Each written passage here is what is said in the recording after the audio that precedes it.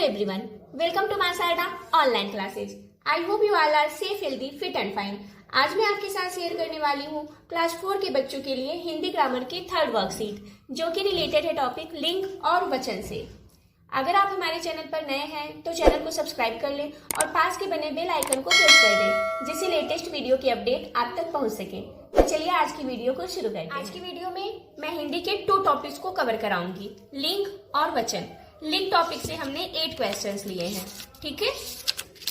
8 questions लिंग topic से लिए हैं और उसके बाद वचन टॉपिक से भी हमने 8 क्वेश्चंस लिए हैं।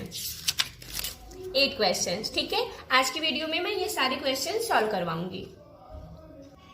तो आज की वर्कशीट का फर्स्ट क्वेश्चन है, लिंग की परिभाषा उदाहरण से स्पष्ट कीजिए। देखिए, शब्द के जिस रूप से उसके स्त्री या पुरुष होने का बोध हो उसे लिंग कहते हैं, ठीक है।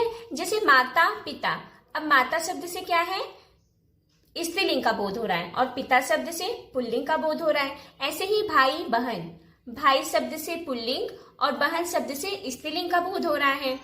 इसी तरह से स्त्री पुरुष, स्त्री शब्द से स्त्रीलिंग और पुरुष शब्द से पुल्लिंग का बोध हो रहा है, ठीक है।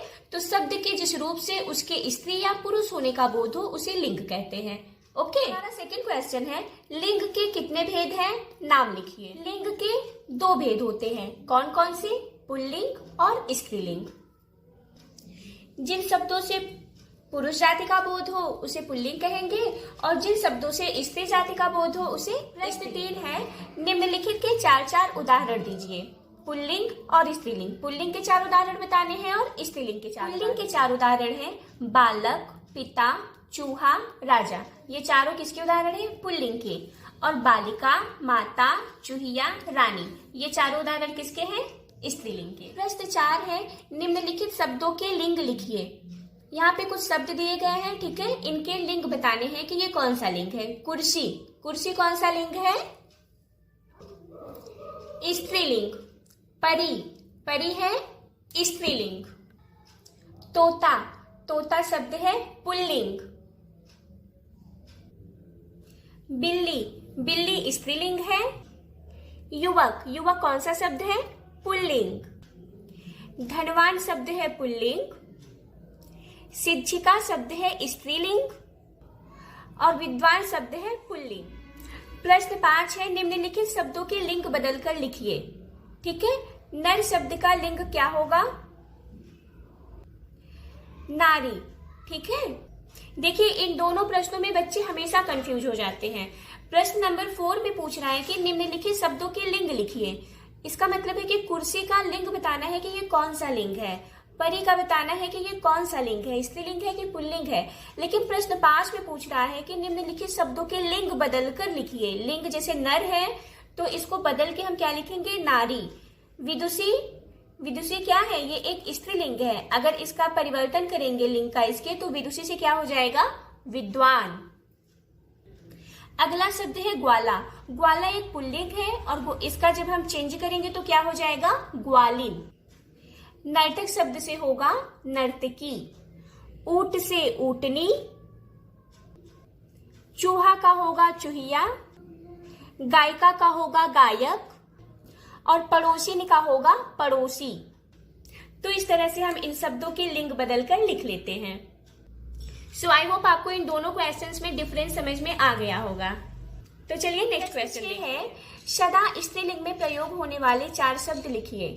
कुछ शब्द ऐसे होते हैं जो सदा स्त्रीलिंग में ही प्रयोग होते हैं और वो 4 शब्द, मछली, कोयल, चील, गिलहरी। इन चारों शब्दों का प्रयोग हम सदा स्त्रीलिंग में करते हैं। नेक्स्ट क्वेश्चन है, सदा पुल्लिंग में प्रयोग होने वाले 4 शब्द, तोता, मच्छर, कछुआ, खरगोश। ये शब्द हमेशा पुल्लिंग में ही प्रयोग होते हैं। कुछ शब्द ऐसे हैं जो स्त्रीलिंग और पुल्लिंग दोनों के लिए प्रयोग किए जाते हैं, जैसे कि प्रधानमंत्री, राष्ट्रपति, मुख्यमंत्री, न्यायाधीश। ये सब जो शब्द हैं वो स्त्रीलिंग और पुल्लिंग दोनों के लिए प्रयोग किए जाते हैं। हमारे लिंग टॉपिक का लास्ट क्वेश्चन है, निम्नलिखित वाक्यों को शुद्ध करके पुनः लिखिए। तो नंबर 1 है, अध्यापक ने मुझे आज्ञा दिया। इसका शुद्ध रूप क्या होगा, अध्यापक ने मुझे आज्ञा दी। नेक्स्ट है, मेरा भाई मेला देखने गई। इसका शुद्ध रूप होगा, मेरा भाई मेला देखने गया।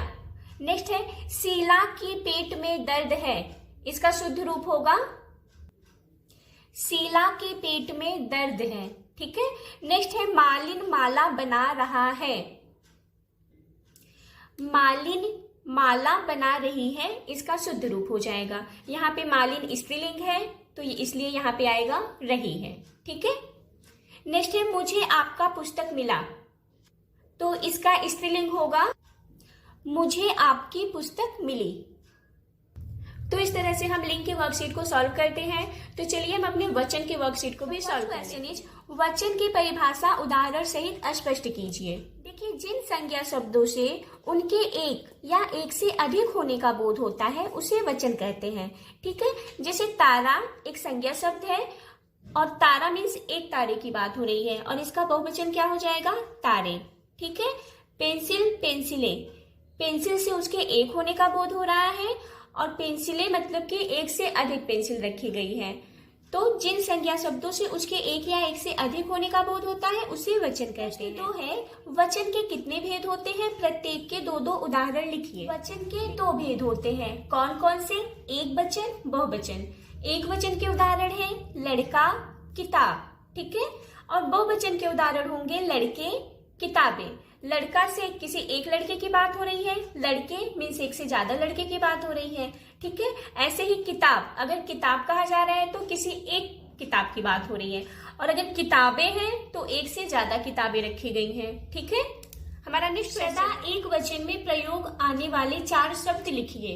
तो सदा एक वचन में प्रयोग वर्षा, जल, पानी, आसमान। ठीक है।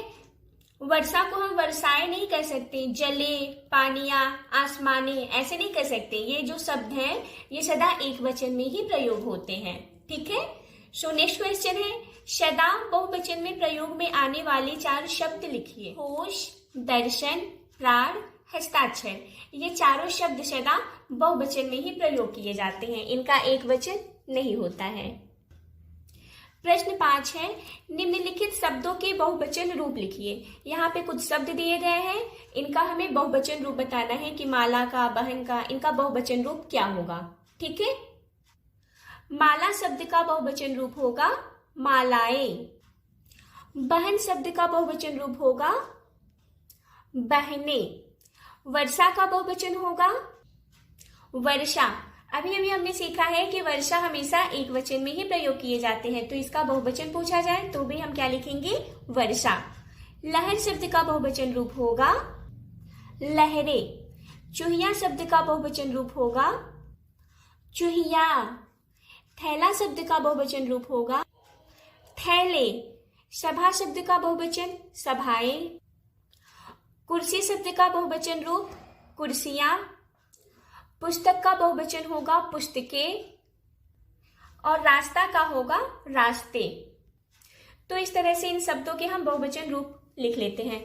यहाँ पे एक चीज ध्यान देना है बच्चों को कि देखिए बच्चे हमेशा कंफ्यूज रहते हैं कि एक ही मात्रा लगाने के बाद जैसे लहरें लिख दिया हमने, थैले लिख दिया, तो यहाँ कब हम यहाँ पे बिंदी लगाएंगे और कब हम बिंदी नहीं लगाएंगे। ठीक है।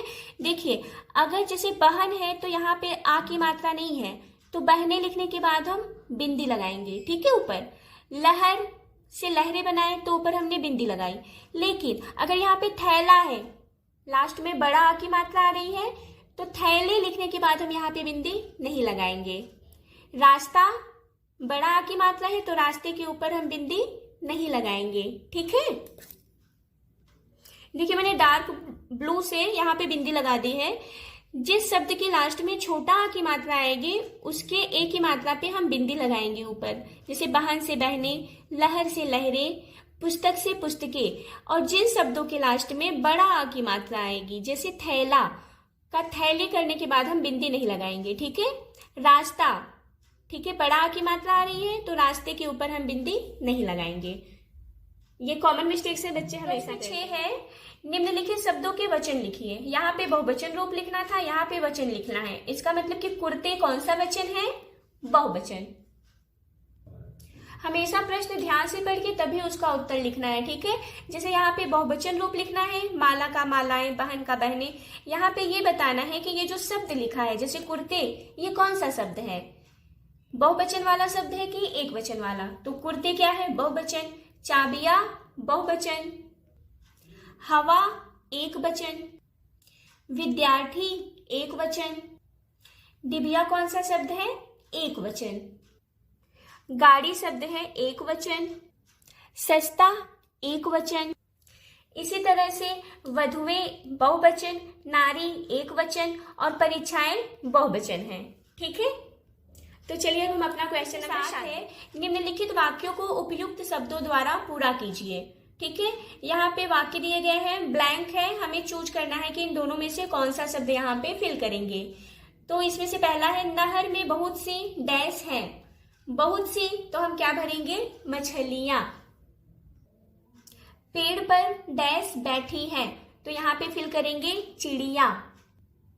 यहाँ पे हम चिड़िया भी फिल कर सकते हैं अगर यहाँ पे बैठी है के ऊपर बिंदी होती। ठीक है, अगर है के ऊपर बिंदी होती तो इसका मतलब कि ये बहुवचन का शब्द है, तो हम यहाँ पे चिड़िया बहुवचन वाला वर्ड भरते हैं, लेकिन यहाँ पे बिंदी नहीं है तो हम एक चिड़िया, ठीक है, चिड़िया शब्द भरेंगे। नेक्स्ट है, दुकानदार से मैंने एक डैश ली। अब एक ली है तो एक तो पुस्तक ही होगी, पुस्तकें तो नहीं होगी, हम यहाँ पे फिल करेंगे पुस्तक।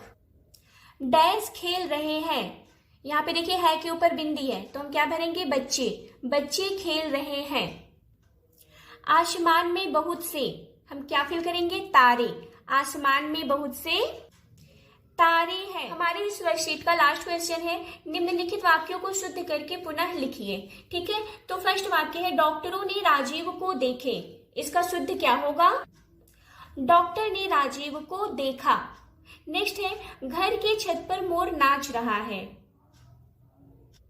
इसका शुद्ध वाक्य होगा, घर के छत पर मोर नाच रहा है। दोनों तो सेम है, दोनों वाक्य आपको लग रहा होगा, है ना? लेकिन नहीं, देखिए यहाँ पे जो है उसके ऊपर बिंदी है। ठीक है, लेकिन इस वाक्य के जो है इसके ऊपर बिंदी नहीं है। तो इस तरह के छोटी छोटी चीजें हमें ध्यान देनी है। ठीक है, नहीं तो क्वेश्चंस गलत हो जाएंगे। नेक्स्ट है, बंदरों ने पेड़ के